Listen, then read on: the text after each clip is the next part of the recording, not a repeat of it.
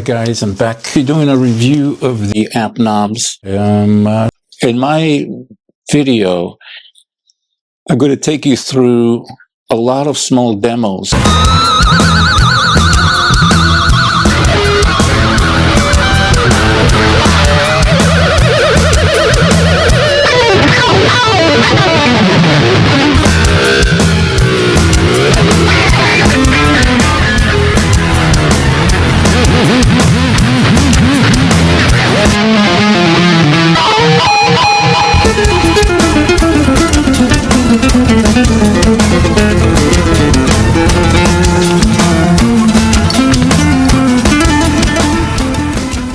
All you need to know about the interface,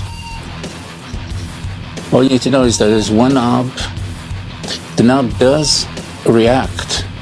It does give you like when it starts to boost gain, you do kind of like, I guess you could say you feel the amp like kicking in, the power tubes and all that stuff. It's a simulator. It's pretty good though.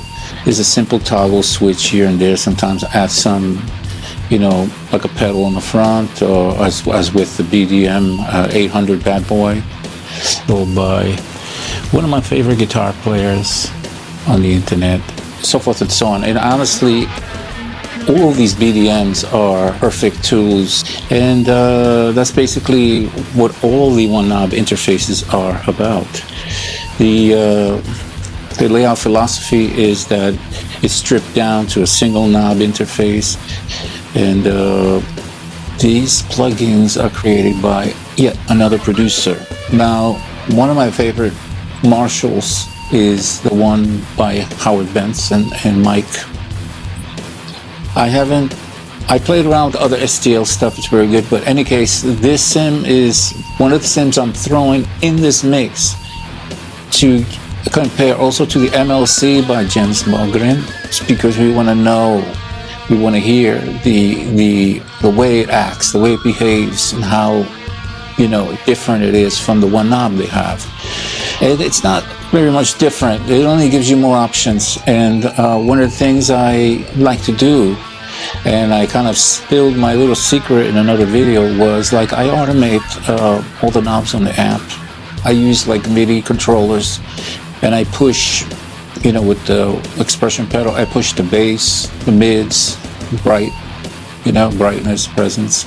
I can flip between them and push them up and down and record the automation.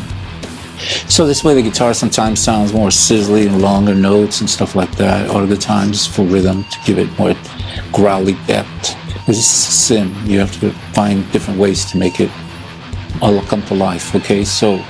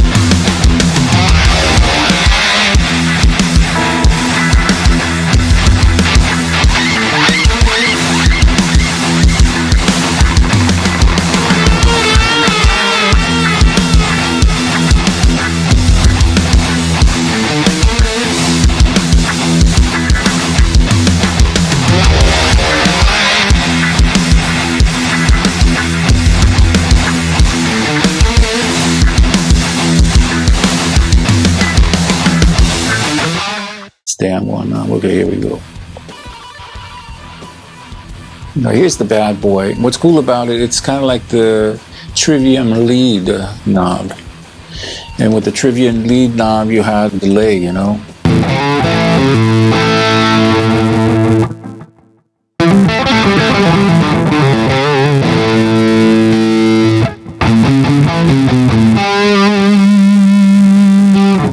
Let me turn this down.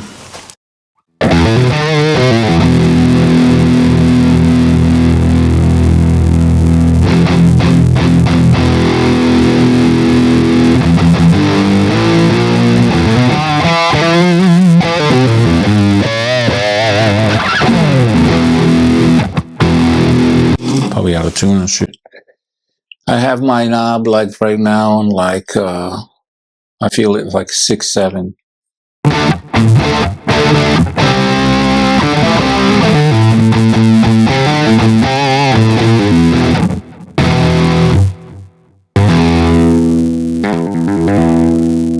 You can do all kinds of stuff with this delay. A little ping pong, turn the volume. Then a reverb, I got it blasted here.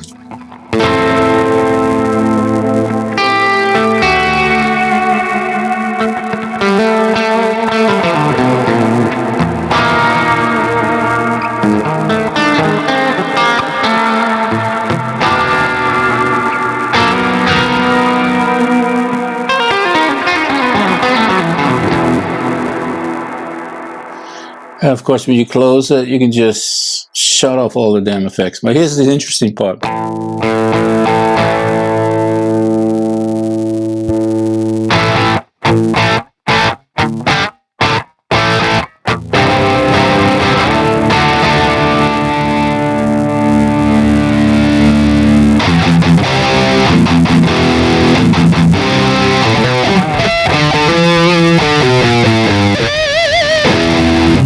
There's one thing to note here that that has to be mentioned, is that Euge has active pickups. Zach has active pickups. I don't know if John Sykes has active pickups. I don't have active pickups. I think my Les Paul is pretty hot as it is, and Les Pauls are pretty hot. Unless you had bad luck, I guess. But it's like that with them. They're inconsistent. Something sometimes just happen. And you get something, you're stuck with it, you have to change it. That's what it was like again with them.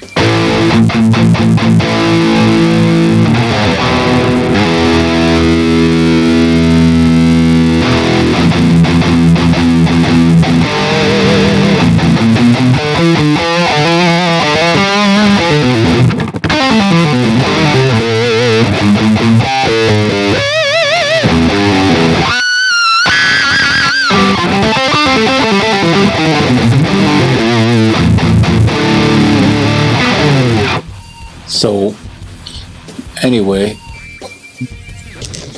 okay, out of nowhere, like you see, I have the 75 years ago.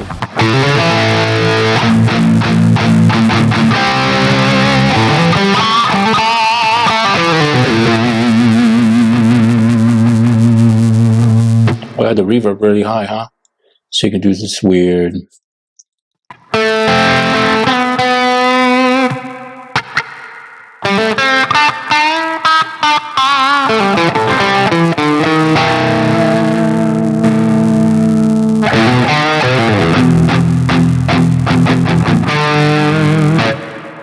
Shut off this reverb.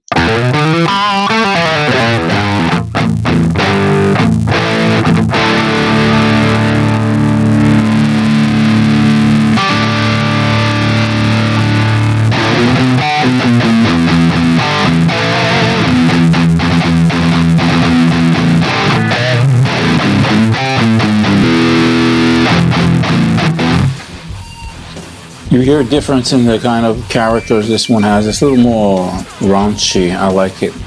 It can be tight. I think it sounds a little better, but the Bad Boy is a very, very special amp. You may think they sound similar at first, but then you'll make distinctions. You'll find that the BDM sims are like top 10. They're in the mix here. The voicings of the amp is what's really important. When you see captures, they're basically snapshots of a sweet spot. So the only tweaking you're going to do is not on the amp anymore. It's going to be like, you know, on your channel strip or something. You can add an API console or a Nave, you know, EQ, compressors and stuff like that. Okay. And that is the interface. And throughout these demos, you'll be hearing all the Bogren One knobs, including the MLC, and at the end, the Howard Benson. Here in this demo, you will hear me playing some of my Crunch Blues stuff through the other sims.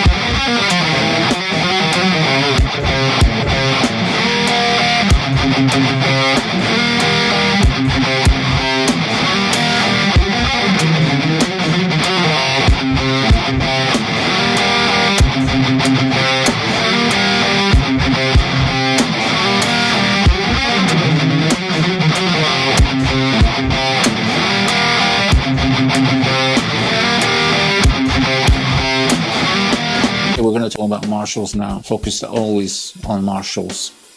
And why Marshalls? Because a Marshall is the heart of rock and roll, it's the center of all that. So with that all said, well, how would you get a unique tone from a one knob is the main question, so you don't sound like everyone else. If you're a guitar player who wants to do things and you can't get them done with just one knob, you need to dial in. Then, you know, look at the list of my favorite top 10 Marshall Sims and why, and listen to the way I'm playing because of these amps in this video. Can't express it enough.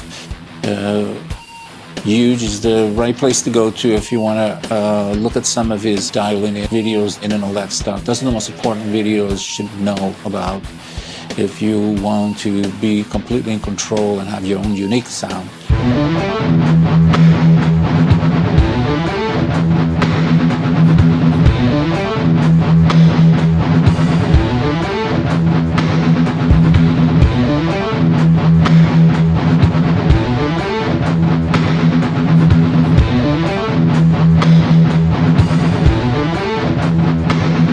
In any case, at that time, if I understood clearly,